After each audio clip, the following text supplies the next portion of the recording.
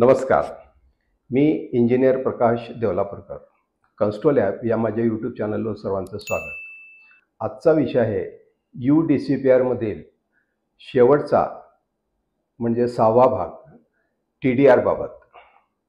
आता TDR म्हणजे transfer of development rights.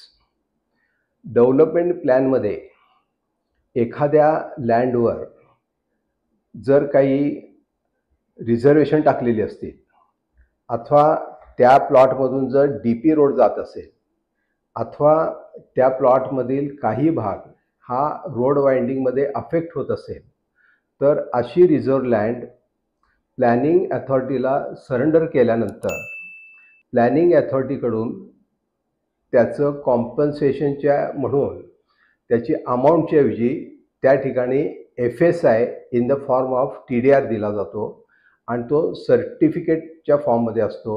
त्याला DRC म्हणतात, म्हणजे डेव्हलपमेंट राईट्स सर्टिफिकेट. आणि हा जो TDR आहे हा आपल्याला जो बॅलन्स लँड आहे त्याच्यावर वापरता येतो अथवा त्याच ज्युडिफिकेशनमध्ये हा इतर कोणत्याही प्लॉटवर नवीन डेव्हलपमेंटसाठी अथवा ॲडिशनल फ्लोर कन्स्ट्रक्शनसाठी तो वापरता येतो. आता हा जो TDR आहे हा नॉन कंजस्टेड एरियामध्ये सरेंडर लँड एरियाच्या 2 टाइम्स मिळतो आणि कंजस्टेड एरियामध्ये सरेंडर लँड एरियाच्या 3 टाइम्स मिळतो. आता हा TDR सरेंडर करत असताना ती जी रिझर्व लँड असते तर त्या रिझर्व लँडचं लेवलिंग करावं लागतं किंवा आणि त्याला सभोवती कंपाऊंड वॉल घालून द्यायला लागतं. आणि हा खर्च जर लँड ओनरला जर करायचा नसेल तर मग काही प्रमाणात हा TDR कमी होतो. म्हणजे ज्या ठिकाणी नॉन कंजस्टेड एरियामध्ये 2 टाइम्स TDR मिळतो तिथं त्याऐवजी 1.85 टाइम्स मिळतो आणि कंजस्टेड एरियामध्ये 3 टाइम्सच्या ऐवजी 2.85 टाइम्स मिळतो. आता हा TDR रजिस्टर डॉक्युमेंटने ट्रान्सफर देखील करता येतो. आता ह्या TDRचं जे युटिलायझेशन जे आहे तर त्यामध्ये UDCPR येण्यापूर्वी हे एरिया बेसिसवर होतं. म्हणजे एखाद्या प्लॉटवर जर 5000 स्क्वेअर फूट TDR जर वापरायचं असेल तर तेवढ्याच एरियाचा TDR आपल्याला बाहेरून विकत घ्यावा लागत होता. परंतु आता वेगवेगळ्या ठिकाणचे जागेचे रेट्स हे व्हेरी होत असल्यामुळे आता UDCRमध्ये हे एरियाच्या ऐवजी हे अमाऊंट बेसवर केलेलं आहे. म्हणजे जितक्या किमतीचा TDR आपल्याला युटिलाइज करायचा आहे तितक्याच किमतीचा TDR आपल्याला बाहेरून विकत घ्यावा लागतो आणि त्याबद्दलचा एक फॉर्म्युला देखील या UDCPRमध्ये दिलेला आहे. आता त्याचं एक उदाहरण आपण पाहू.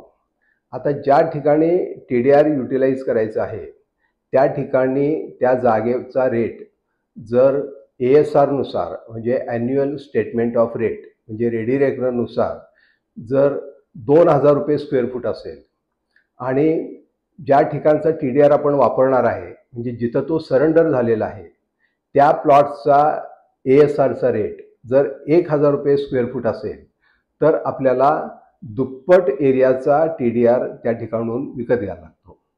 आणि ज्या ठिकाणी TDR युटिलाइज होणार आहे तिथला जर रेट हा 1000 रुपये स्क्वेअर फूट असेल आणि जिथून आपण तो TDR विकत घेणार आहे म्हणजे जिथं तो सरेंडर झालेला आहे तिथला रेट जर 2000 रुपये स्क्वेअर फूट असेल तर मग आपल्याला तिथून 50% TDR हा विकत घ्यावा लागतो.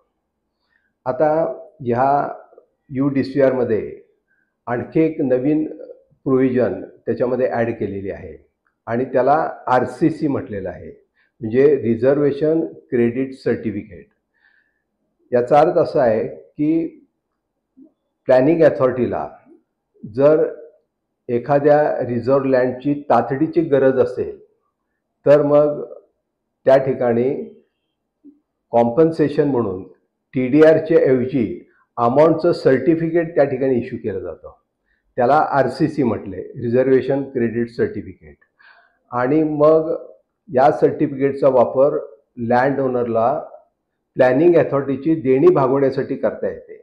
सँक्शनच्या वेळेला डेव्हलपमेंट टॅक्स भरायचा असेल किंवा प्रीमियम भरायचं असेल किंवा मग प्रॉपर्टी टॅक्स वगैरे भरायचा असेल तर वेळोवेळी म्हणजे ती अमाऊंट नील होईपर्यंत त्या सर्टिफिकेटचा वापर त्या ठिकाणी करता येतो.